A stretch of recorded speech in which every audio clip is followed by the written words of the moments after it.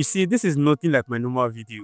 But before we go into it, I want to tell you a personal story. On a fateful day earlier this year, I headed out just like any other normal day. Nothing serious, just an errand. I was on a bike sharing the ride with another guy cruising through the highway. Everything felt normal until it didn't. Out of nowhere, a group of uniformed men waved us down. I initially thought they were targeting the bike man, but then one of them looked at the other passenger and said, "You, step back."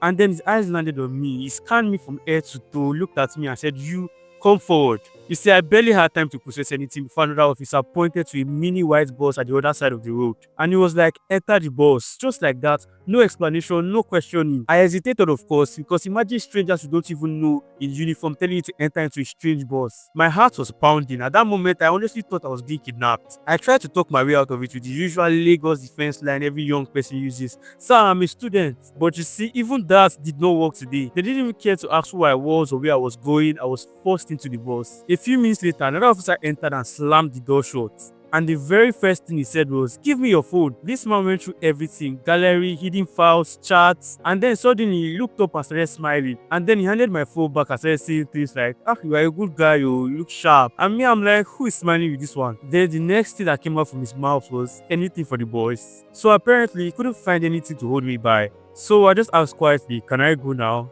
And I left the bus. You see, when I stepped out of the bus, surprisingly, I saw the bike man and the other guy waiting so relaxed. Apparently, they were already used to those kind of situations. And that was exactly when I realized why the other guy dressed the way he did. Simple faded shirt, worn out joggers, Dunlop slippers. But me, good looking shirt, baggy jeans, and nice Crocs. And that is all it takes to be made a suspect material in Nigeria. But right there, I remember 2020. I remember the EndSARS. People literally laid their lives down so this wouldn't happen again. But there I was, living the same story 5 years later. That moment filtered back to me like a ghost of what 2020 promised to end. Because 5 years ago, people risked everything, their safety, their voice, saying enough is enough. But let's rewind for a bit. It began in early 2020. A SARS officer allegedly shooting a young man in Delta State. That video lit the fire. Young Nigerians poured out to the streets. Lagos, Abuja, Port Harcourt, Enugu. It wasn't just about SARS, it was about fear, corruption, and broken promises. The hashtag EndSARS trended globally. Celebrities joined. A youth uprising unfolded. By October 3rd to October 4th,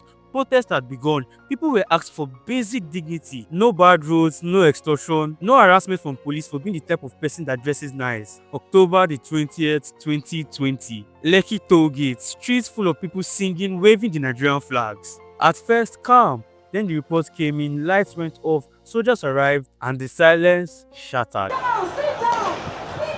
Lagos Judicial Panel of Inquiry allegedly confirmed that soldiers, police allegedly shot at, injured, and unarmed protesters at Lekki. You see, the panel called it a massacre, noting that protesters were unarmed, peaceful, waving flags, singing. I mean, they were literally sitting down, but still yet, bullet flew. Lives were changed forever. What started as hope erupted into horror. What was meant to be a peaceful demand became a night of fear. And though we see reports now, names now, tears now, the scars are still fresh, because denying that those things happened that night doesn't make them disappear. But this moment, the truth is ours and we carry it forward. After the fires, the voices, the candles, what came next? 5 years later, many of the wounded still carry scars, some physical, most emotional. The government said SARS is disbanded on October 11th, 2020. But you see, many said the abuses continued under new names. Units like SWAT and the rest. Some agents moved without consequence. Impunity, 3 fully end. Torture, harassment, extortion, 3 vanish overnight. In December 2021, the federal government approved a 20% salary increase for police officers. A small win which meant the recognition that underpaid officers are more likely to abuse power. But a raise doesn't equal justice. EndSARS didn't just cost life, it cost trust, it cost businesses. During the protest, Lagos businesses were short.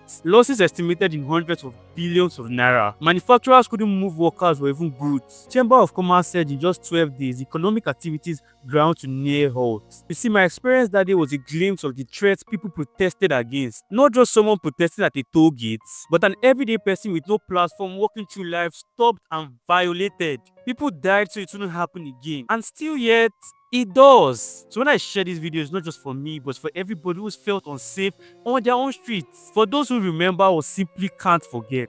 Because the fight for justice doesn't end by simply disbanding a name. It ends when your phone isn't a danger and your appearance isn't a risk. And when a protest isn't met with bullets. That's the promise we carry, because October 20th came with blood and hope. And because hope, once born, refuses to die. So this is where we are now, 5 years later. The smoke hasn't cleared fully. The promise made in 2020 still echoes in our everyday lives, including mine. People now record police officers on the road using metal glasses every day, all because of paranoia. When they forced me into the bus and searched my phone, that moment was personal. It wasn't just me, it was every youth profiled, judged, or harassed because of how they looked or what they had. But things like that shouldn't still happen, not after the protests, not after the promises. If our stories don't get remembered, then what we fought for gets stolen by time. This is not the end of the story, it's an unfinished book. We hold the pen, we remember the names, and we amplify the voices. We demand promises kept. Because one day, those same bosses, those same officers may stop becoming a symbol of fear, but a symbol of justice, as they should be. For those who left this earth because of this cause, those who fought,